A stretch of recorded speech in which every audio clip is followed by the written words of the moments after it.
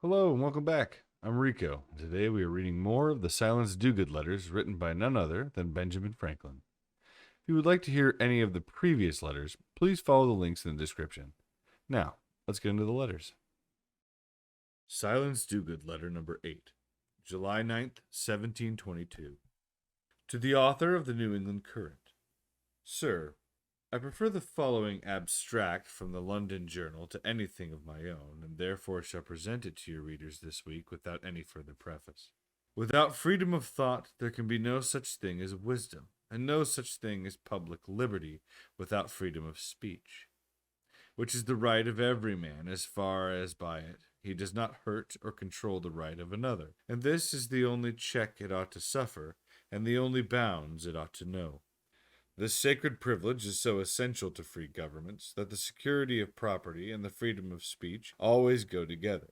And in those wretched countries where a man cannot call his tongue his own, he can scarce call anything else his own. Whoever would overthrow the liberty of a nation must begin by subduing the freeness of speech, a thing terrible to public traitors. This secret was so well known to the court of King Charles I that his wicked ministry procured a proclamation to forbid the people to talk of parliaments, which those traitors had laid aside. To assert the undoubted right of the subject and defend his majesty's legal prerogative was called disaffection, and punished as sedition. Nay, people were forbid to talk of religion in their families, for the priests had combined with the ministers to cook up tyranny, and suppress truth and the law, while the late King James, when Duke of York, went avowedly to Mass. Men were fined, imprisoned, and undone for saying he was a Papist, and that King Charles II might live more securely a Papist. There was an Act of Parliament made declaring it treason to say that he was one. That men ought to speak well of their governors is true, while their governors deserve to be well spoken of. But to do public mischief without hearing of it is only the prerogative and felicity of tyranny. A free people will be shewing that they are so by their freedom of speech. The administration of government is nothing else but the attendance of the trustees of the people upon the interests and affairs of the people. And as it is the part and business of the people, for whose sake alone all public matters are, or ought to be transacted, to see whether they be well or ill transacted, so it is in the interest and ought to be the ambition of all honest magistrates to have their deeds openly examined and publicly scanned. Only the wicked governors of men dread what is said of them. Audivit Tiberius probre quaese, lacerebetur aquae persulsus est. The public censure was true, else he had not felt it bitter. Freedom of speech is ever the symptom as well as the effect of a good government. In old Rome, all was left to the judgment and pleasure of the people, who examined the public proceedings with such discretion and censured those who administered them with such equity and mildness, that in the space of 300 years not 5 public ministers suffered unjustly. Indeed, whenever the commons proceeded to violence, the great ones had been the aggressors. Guilt only dreads liberty of speech, which drags it out of its lurking holes and exposes its deformity and horror to the daylight. Horatius, Valerius, Cincinnatus, and other virtuous and undesigning magistrates of the Roman Commonwealth had nothing to fear from liberty of speech. Their virtuous administrations, the more it was examined, the more it brightened and gained by inquiry.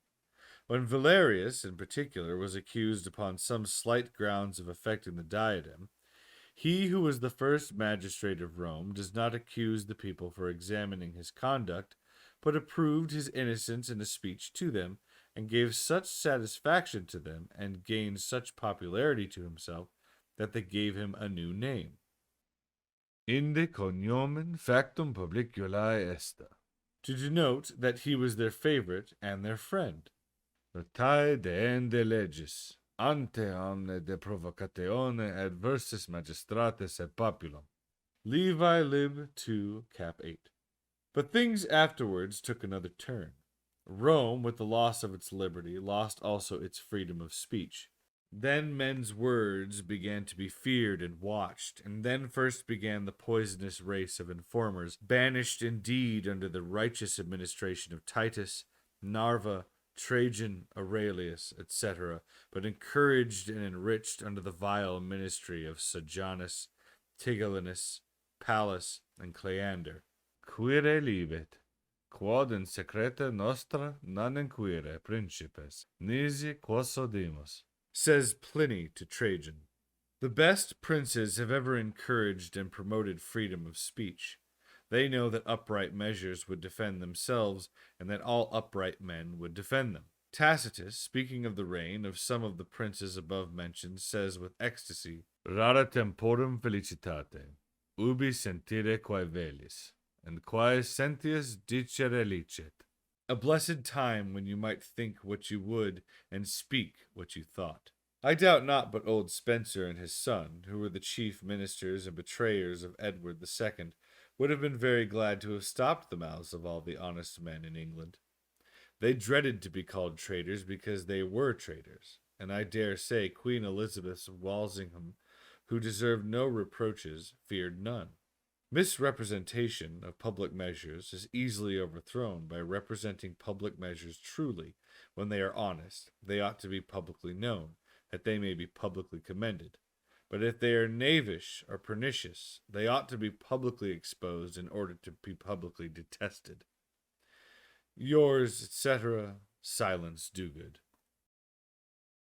I hope you enjoyed this bit of history with me. If you found this interesting and would like to hear more or had an opinion you would like to share, please leave a like and comment on the video.